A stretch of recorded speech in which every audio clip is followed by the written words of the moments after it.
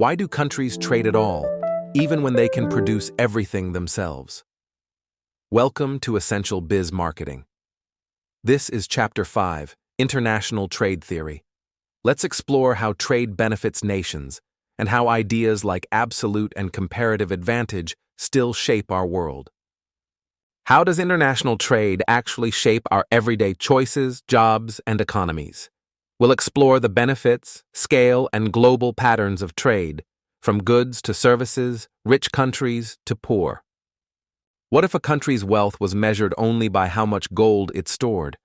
We'll break down the logic of mercantilism, how it promoted exports, restricted imports, and why modern economics moved past it. If one country is better at producing everything, should it still trade? We'll uncover how absolute and comparative advantage explain mutual gains, even when one nation seems more efficient at everything. Why do some nations specialize in labor-intensive products, while others focus on capital-heavy goods? The factor proportions theory explains global trade based on each country's unique resource mix, like labor, capital, and land. Why do products that start in rich countries end up being made elsewhere? The International Product Life Cycle theory shows how production shifts over time, from innovation to mass production across borders. How can being first to enter a market create long-term global dominance? This section introduces new trade theory and the first-mover advantage, showing how scale, strategy, and timing shape international success. Why do some countries lead in certain industries, like Japan in cars or Switzerland in watches? We'll explore Porter's diamond model, which explains how national conditions, industry clusters, and innovation drive global competitiveness. Walmart expanded globally starting in Mexico in 1991. Today, it operates over 11,500 stores worldwide. Its growth reflects the rapid rise of international trade and market interdependence. Walmart sources products from low-cost countries like China. If ranked as a nation, Walmart would be China's sixth-largest trading partner. This illustrates the company's huge impact on global trade flows. China has become the world's factory, with trade growing 2 to 3 times faster than global averages. China supplies major portions of Japan's and the U.S.'s imports, while importing more U.S. products as its market grows. International trade promotes cultural exchange through products. Consumers enjoy goods like French perfumes, Japanese porcelain, and American jeans, reflecting how trade shapes cultures worldwide. International trade allows nations to exchange goods and services globally. This exchange provides access to resources, expands consumer choices, and promotes job creation across economies. Global merchandise exports reach $16.5 trillion, with services adding $4.8 trillion. Trade helps countries grow by tapping into new markets and leveraging global demand. Wealthy nations account for 60% of world merchandise trade. Trade between high and low-income countries represents 34%, while trade among low-income nations remains minimal. Developing countries benefit from access to wealthier markets. Global trade creates opportunities for economic growth and participation in global value chains. Overdependence on a single trade partner poses risks. Economic downturns or political instability in one country can severely affect dependent nations, as seen in Central and Eastern Europe. Globalization strengthens trade links between countries. However, it also increases exposure to global economic fluctuations, requiring careful balance and diversification of partners. Mercantilism dominated global trade thinking from the 1500s to the late 1700s. Nations aimed to increase wealth by accumulating gold and silver through controlled trade policies. The main goal of mercantilism was to maintain trade surpluses. Governments encouraged exports and restricted imports to keep wealth within national borders. Governments imposed tariffs on imported goods and provided subsidies to domestic industries. Colonies were controlled to supply cheap raw materials and guaranteed markets. Mercantilism viewed wealth as fixed, believing one nation's gain was another's loss. This zero-sum game logic created intense competition and conflict among trading nations. Mercantilist policies hindered economic growth in colonies.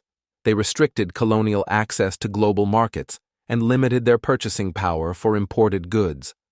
Modern trade theories show that global trade benefits all participating nations. The inefficiencies of mercantilism led to its decline as global trade expanded and evolved. As international markets grew, mercantilism's rigid control strategies became outdated. Global trade began to emphasize cooperation, specialization, and mutual economic gains. Adam Smith introduced absolute advantage theory in 1776. Nations should produce goods they make most efficiently and trade for products that others produce better. Absolute advantage allows countries to specialize, increase total output, and gain from trade. Smith argued against restrictions, promoting free trade and global cooperation. There are two countries, tea country and rice country. In tea country, it takes 4 workers to make 1 unit of tea and 6 workers to make 1 unit of rice. In rice country, it takes 8 workers to produce 1 unit of tea and only 2 workers to produce 1 unit of rice. Let's compare absolute advantage. For tea country needs fewer workers, 4 versus rice country's 8. Tea country holds an absolute advantage in tea production. For rice country is more efficient. It only needs 2 workers, while tea country needs 6. Rice country has an absolute advantage in rice. Tea country specializes in tea production. It moves all its workers out of rice and reallocates them to tea, where it has an absolute advantage. Rice country specializes in rice production. It pulls workers from tea and assigns all labor to rice, the sector where it is most efficient. After specialization, tea country places all 10 workers in tea. Since it takes 4 workers per unit, it now produces 2.5 units of tea. Rice country allocates all 10 workers to rice. Since each unit requires 2 workers, it produces 5 full units of rice. The two countries begin trading. They agree to exchange tea and rice under a 1-to-1 trade condition. After trade, tea country consumes 1.5 units of tea and 1 unit of rice. Rice country consumes 1 unit of tea and 4 units of rice. Before trade, each country consumed 1 unit of tea and 1 unit of rice. After trade, both countries can consume more than before. David Ricardo introduced comparative advantage in 1817. He argued that even if a country is better at producing everything, both nations can still benefit from trade by specializing based on relative efficiency. Comparative advantage depends on opportunity cost.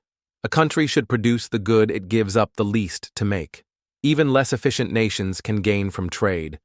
Comparative advantage leads to a positive sum game. Through specialization and exchange, both countries raise their total production and consume more than they could before. Tea country requires 2 workers for tea and 4 for rice. These figures show its labor requirements for producing 1 unit of each good. Rice country needs 5 workers to produce 1 unit of tea and 5 workers for 1 unit of rice. Its labor requirements are the same across both goods. In tea country, 2 workers make 1 unit of tea but only 0.5 units of rice. Producing 1 unit of tea means giving up 0.5 units of rice. To produce 1 unit of rice, tea country must use 4 workers. That's equivalent to 2 units of tea, meaning rice has an opportunity cost of 2 tea. Rice country can produce 1 unit of tea and 1 unit of rice with 5 workers each. So choosing tea means giving up 1 unit of rice. Likewise, choosing rice means giving up 1 unit of tea. For rice country, the opportunity cost is 1-to-1 between tea and rice. Tea country gives up only 0.5 rice to make tea, while rice country gives up 1. Tea country has the lower opportunity cost and a comparative advantage in tea. For rice, tea country gives up 2 tea, but rice country gives up only 1 tea. Rice country has the lower opportunity cost and the comparative advantage in rice. Tea country specializes in tea production. It reallocates all workers from rice into tea, focusing on the sector with its comparative advantage. Rice country specializes in rice production. It pulls all labor from tea and allocates it to rice, where it holds a comparative advantage. Tea country moves all 6 workers to tea. With 2 workers per unit, it produces 3 units of tea through full specialization. Rice country puts all 10 workers into rice. With 5 workers per unit, it produces 2 full units of rice after specialization. The 2 countries agree to trade under a 1.5 to 1 ratio, meaning 1.5 units of tea are exchanged for 1 unit of rice. After trade, both countries consume 1.5 units of tea and 1 unit of rice. This trade allocation benefits both sides. Before trade, each country consumed only 1 unit of each good. After specialization and trade, both now enjoy greater consumption. Absolute and comparative advantage theories explain why countries trade. Nations specialize based on either productivity or opportunity cost to increase overall efficiency. While these theories clarify trade patterns, they assume perfect competition and full employment. Real-world limitations like policy barriers and market distortions still exist. The factor proportions theory links trade patterns to a nation's relative resource abundance. Countries export goods that intensively use what they have in surplus. Nations import products requiring resources they lack. A labor-rich country exports labor-based goods, while a capital-rich one exports capital-based goods. Leontief's 1950s study found the U.S. exported labor-intensive goods despite being capital-abundant. This contradicts the theory, showing it does not always match real-world trade. Trade is influenced not only by resource availability, but also by technology and workforce skills. These additional factors help shape modern global trade patterns. While the theory provides a useful foundation, it is incomplete. Real-world trade reflects complex variables that extend beyond simple resource endowments. The international product life cycle explains how a product evolves from innovation to global standardization. It describes how production locations shift over time. In the new product stage, goods are produced and consumed in the innovating country. Firms focus on design, marketing, and quality in their home markets. In the maturing product stage, production expands to other high-demand countries. Firms adapt pricing, volume, and logistics for larger-scale consumption abroad. In the standardized product stage, production moves to low-cost countries. The product becomes globally widespread, and price competition becomes dominant. The international product life cycle theory explains how product production and consumption shift across economies. Countries fall into 3 types: innovating, developed, and developing. Production and trade patterns evolve as products move through new, maturing, and standardized stages. In the new product stage, innovation begins in the original country. Production remains local to support R&D and respond quickly to feedback. Export levels are low due to limited global awareness. Other developed countries show minimal interest in the product during this stage. International demand has not yet emerged, so imports remain very low. Developing nations do not produce or consume the product at this point. Lack of infrastructure and limited consumer demand keep them uninvolved in early trade. In the maturing product stage, demand grows at home and abroad. The innovating country begins exporting more as international markets recognize the product's value. Developed countries with growing demand begin local production. This reduces reliance on imports from the original producing country. Developing countries start importing the product as awareness increases. They have not started local production yet, but contribute to rising global demand. In the standardized product stage, price competition increases. Firms respond by relocating production to developing countries where costs are lower. The original country reduces domestic output and begins importing. Production shifts abroad to maintain cost competitiveness. Developed countries also offshore production to developing economies. They now rely heavily on imports for the standardized product. Developing nations emerge as global exporters. They supply the product to both the original country and other industrialized markets. The original innovating country often transitions from exporter to importer. This shift reflects how global market dynamics change as cost advantages move abroad. Companies adapt production locations to stay competitive internationally. Rapid technology advancement has shortened product life cycles.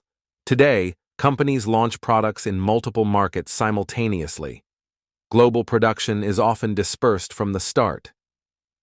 The IPLC theory has become less relevant to modern trade. Firms skip traditional stages and focus on global scale from day one. New realities demand flexible, dynamic production strategies. New trade theory explains how scale boosts global competitiveness. As production expands, unit costs fall, giving firms a price edge. This creates strong incentives for early specialization in trade. Large firms benefit from economies of scale and dominate industries. Smaller companies struggle to enter without matching production volume. Early movers set high entry barriers in global markets. First movers gain strong brand recognition and customer loyalty. They secure key resources before competitors enter. These early advantages build long-term market dominance. Government support can amplify first-mover success.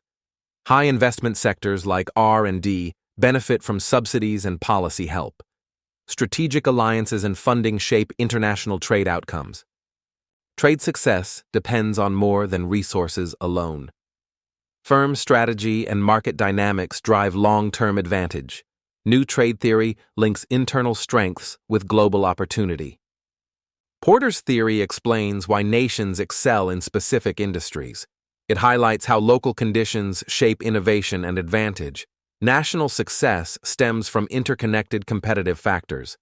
Factor conditions include both basic and advanced resources. Examples: land and labor, plus technology and skilled talent.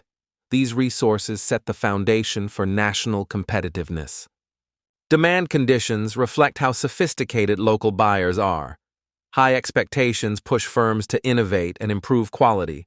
Domestic demand shapes global product performance. Related and supporting industries form local clusters.